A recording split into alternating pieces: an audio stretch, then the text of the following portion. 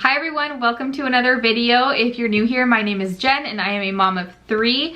We have a 7-year-old girl, a 5-year-old girl, and a 10-month-old boy, and I homeschool. I have homeschooled from the beginning. So for this video, I'm going to be showing you the curriculum that we will be using for our girls for the 2021-2022 school year. You look so beautiful, and I'm so lucky to be yours. Okay, I'm gonna jump right in and start with our youngest, Quinn. She's 5, she will be 6 in September. So if grade level wise, if she was gonna be entering public school, private school, she would be going into kindergarten this year because of her late birthday. She would have missed that cutoff to enter last year.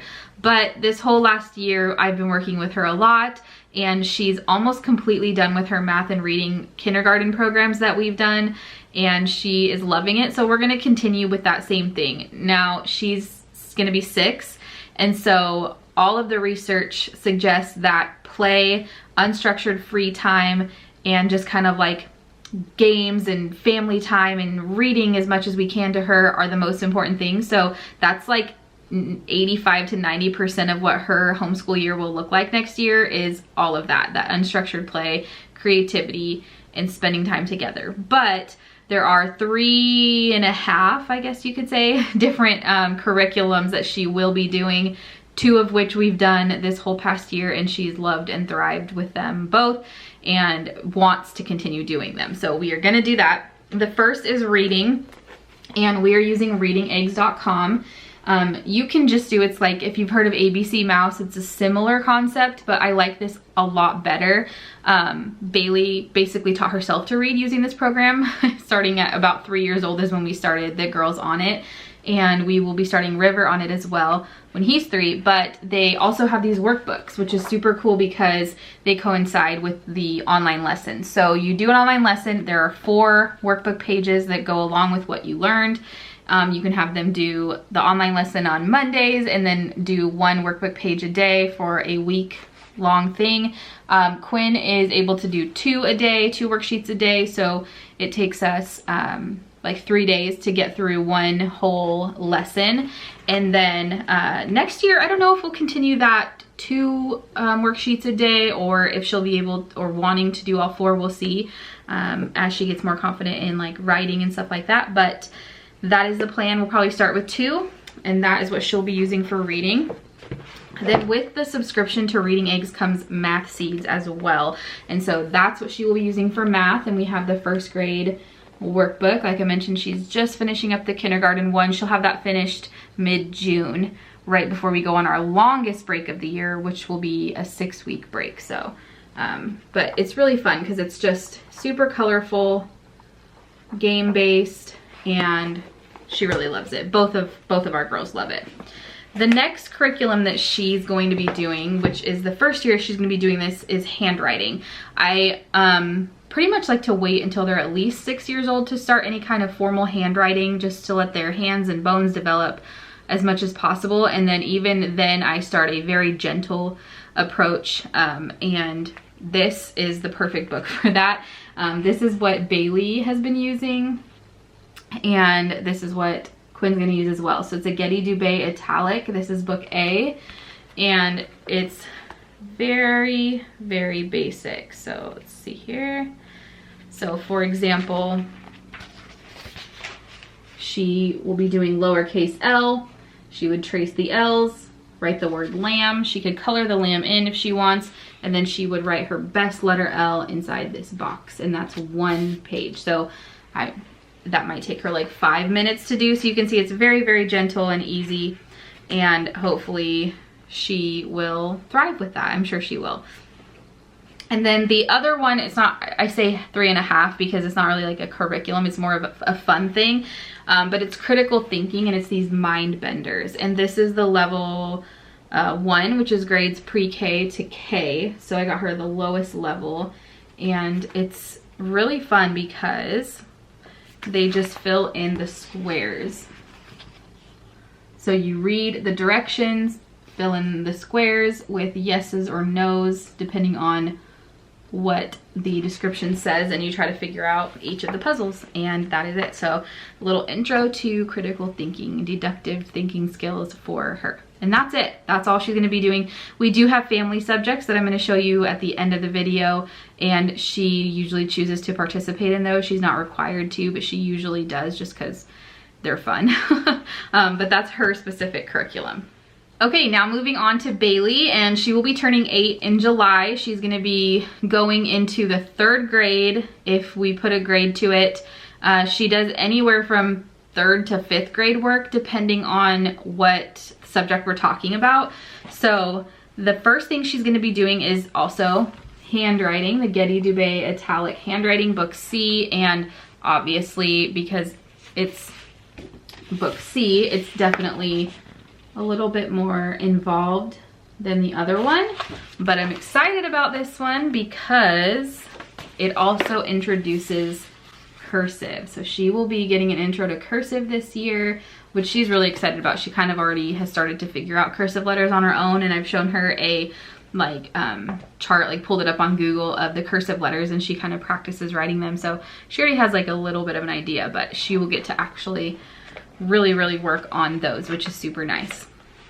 The next thing she's going to be doing is grammar, and we have used this Growing with Grammar curriculum and loved it. She finished up level 1 a couple months ago, but we love it because it also is quick and easy, but she has learned so much and she retains it. So one lesson is 2 pages basically.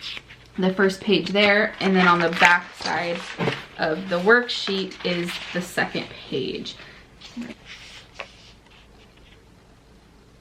So it's really no frills at all, black and white, super easy to understand and super quick to get through, but teaches a lot, and there's a lot of repetition across books I'm seeing, and that's great too because it just cements that understanding even better. So she loves that. She'll be doing that as well. The next subject that she's going to be doing is language arts, and we were doing reading eggs with her, and she completed all of the worlds on reading eggs, or levels, I guess you would say, maps they call them, and she moved on to the Reading Express program, which is 7 to 13-year-olds. And she did a placement test at the beginning of it, and it placed her into 4th grade level, which she understood the concepts very well for that level, but the workbooks, there was just so much writing and busy work that it wasn't my favorite, for sure. Maybe if she was actually the age of 4th grade, then it might be a little bit more fitting, but for her, it just wasn't. The workbook wasn't gonna work. And so I didn't want her to have a solely online program for that. So we decided to try out The Good and the Beautiful. And we actually bought this, and we've done a few lessons in it already because I wanted to make sure that it was something that we were gonna actually like before fully committing to the new year, and we love it. So this is her language arts, and it comes with the level 3 reader, as well as the I Sat by the Sea poetry book. So she's gonna memorize poems and read through those, which is really nice. So that is her language arts curriculum this year. Another change for us is math, and again, she was doing math seeds like Quinn is going to be doing next year, and she's in the 2nd grade. She's just finishing up the 2nd grade level of math seeds. There is a 3rd grade level. It goes up to 3rd grade, but there's no workbook to go with the 3rd grade yet. And I don't know, I emailed them to see if they were going to be putting one out soon, because if so, we probably would have stayed with that curriculum through 3rd grade, but I haven't heard back. So I had to make a decision to change it up. We did lots of research. I let her help me pick out of a kind of couple that I narrowed it down to, and she picked the Master Books Lessons for a Living Education Math Level 3. So that's what she's going to be doing. We had her do a placement test for this as well that placed her into this level. That's what she's going to be doing. She's so excited. She wants to jump in and start it. She's my workbook kid. She loves doing workbooks. She takes after me, and she gets giddy and excited about new books and new curriculum just like I do. So she is excited to dive into this for sure, and I might let her do it a little bit early if she keeps asking. We'll see. And then for geography, The Good and the Beautiful Language Arts has geography implemented into it, as well as art and a few other things that it goes over different subjects in there, but I wanted more of practice for her. And we haven't been able to find like an actual geography curriculum that we really love. So I just got this workbook for her, and she's been doing it this year a little bit as well. So she's done some of it, but it's maps and geography, and she loves this. She like begs to do more of it. I have her do 2 pages 3 days a week, and she begs to do more of it. But it goes over, like this is the states section where it goes over the United States, like each page goes over a state, but it goes over like kinds of maps, boundaries and rivers, map scales. So she's working on map scales. It also talks about compass roses and map routes and bird's eye views and just kind of like basic geography terms, location wise. So this is the workbook that she's going to be doing. And then we also are going to be implementing a lot of books. So I'm kind of just going to be picking a different area each month and focusing in on that and getting books that talk about that region, that are written from authors who live there or whatever the case may be. And then I have this book, Material World, which is amazing. You can see in the picture there, it shows pictures of families around the world with all of their belongings in the picture. So this will give us kind of a really good global perspective on how different people live. So basically learning through books is what I'm going to be doing this year, but also it's in addition to the actual geography lessons in the good and the beautiful, and even in our history program, which you'll see in a little bit here as well. I also got a Mindbenders book for her, and I've had this for like 2 weeks, and she I could barely get this thing out of the box before she was grabbing it and starting to do it. So she might even have this done before we even start our next school year, but that's okay. I can always just get the next level for her if that's the case, because I'm not going to tell her no. Why stop her from doing that, right? And then back to Quinn, I forgot to mention music. She's going to be doing music as well, and she's in a program called Let's Play Music. Bailey went through it. It's a 3-year program, and then there's a bridge program afterwards. Bailey's just finishing up the bridge program. It's amazing. She is able to compose her own songs on the keyboard. She knows more about music theory than I ever have. It's high school level theory, and she knows it super easily. If you have a Let's Play Music teacher in your area, I highly recommend, highly recommend getting your kids into that. They start at 4 to 6 years old in year 1, and then they follow the 3-year program. So Quinn will be entering year 3 of that program for her music lessons. For Bailey, it's still up in the air a little bit if we're going to be doing actual formal lessons. She definitely wants voice lessons. That's kind of been her interest lately. And I've given her tons of options. Do you want to go to a different instrument, or do you want to keep on going on the keyboard, on the piano, or what? And she keeps going back to that she wants a voice lessons. So that is definitely up in the air, but it's a possibility that it's going to happen. But I didn't want to have like no practice for her for keyboarding. She borrowed this book from her teacher for last week, and she loved it. So I got this for her on Amazon, Songs I Love to Play, and it has different songs that she can play on the keyboard. And then I also got her this Disney, contemporary Disney favorite songs, and this thing is thick, but there's tons of Disney songs that she can play as well. So if anything, she will at least have these 2 books to practice. And what I'll probably do is I'll probably let her choose like 1 song a week that she wants to learn and get it down and master it, maybe every other week depending on how hard the song is, and that will at least keep her skills that she already has up to par, and then possibly add lessons on top of that. Okay, now for family subjects, and I'm excited for these. We've used all of them, I think. I don't think any of them are new now that I'm looking at it. One's kind of new, I guess you can say, and I'll show you that first. But the first is art, and we use Home Art Studio, which is amazing because it's a DVD that I put on the screen, and this lady right here teaches the whole entire thing for me. So all I have to do is provide the supplies and obviously be a little hands-on help with them.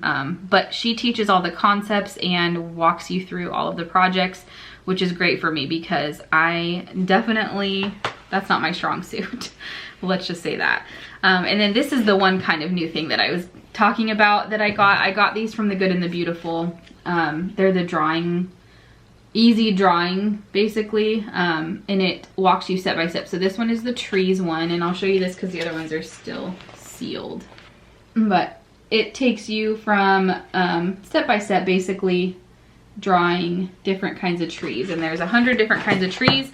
And then I also got the Draw Vintage Images levels 1 through 5. So this is levels 1 through 5. It's 5 different books, and it teaches you how to draw images along the way. So level 5 ends up being pretty detailed, and then obviously level 1 starts out easier. So art will be a combination of both of these, and the drawing ones I'm not gonna really like assign as curriculum so much. It's mainly gonna be for fun. Like I'll have it out and they can work on that while I'm reading their history book to them, or a read aloud or something like that. It'll be more of like a keep your hands busy type of thing.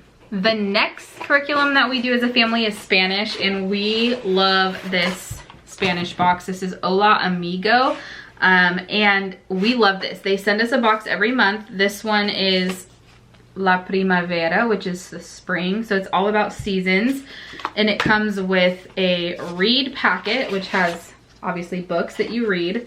It comes with a little like mini workbook for each kid, and you basically subscribe to it, and then you can pay $10 extra to have sibling kit, which is just getting 2 of each of the consumables. And then it comes with an actual book that you read, and then it comes with a Discover, which has a bunch of different activities. This one has pattern blocks and learning more about shapes and how you say the shapes in Spanish, obviously, and building towers with those shapes. And so you can kind of talk about them as you play. And then it comes with Crea, which is 3 different projects. So this one has a rainbow wind chime, a paper roll flower, and a butterfly craft. So it's, again, art, but we're using the Spanish words to be able to do them. And it comes with all of the like pattern blocks and supplies that you need to make all of the art projects. So that's what we use for Spanish. We use a just kind of play-based approach. I didn't really want a workbook approach. I don't really feel like that's the most effective, especially in the younger years for learning foreign languages. So this has worked really, really well for us, and we will keep this up for sure. Okay, we've got 2 more. One is history, and if you've seen our channel before, you probably know that we love using History Quest. We have done the early times this year, and I cannot say enough good things about the History Quest curriculum. I've done a separate video in very, very, very good detail what this is all about with a flip through and showing you some projects and stuff like that. So I will link that in the description box below if you're interested in kind of seeing a flip through of this curriculum. Obviously, this one is the middle times and I flipped through the early times, but it's the same layout, so you can get an idea of it. But we are doing History Quest middle times, and it comes, well, it doesn't come with, you buy them separately. You can buy this as a reader and just do the readings, which is like a story-based history approach, and you can totally just do that, and that's fine. But I highly recommend, if you're using it as an actual curriculum, to get the study guide. It's more expensive than the reader, but for good reason, because it lays out every single day what you should do. You can obviously alter it to fit your schedule, but it shows you like craft projects and extra reading that you can do. Day 1's always like kind of read the story in the book and talk about it. Sometimes there's a map involved. Day 2 is usually reading the history hop, which takes you back in time. Like it's almost like telling you like you're in a movie and it's taking you back in time to that time period, and you're meeting certain people. And then they do like a history travel log that has who they met and what they saw and everything like that. And there's a little coloring page that they do for that as well, so that's fun. And then you have a create day where you create something. It could be a recipe or a craft. We made a mummified apple in this past year, so that was really fun.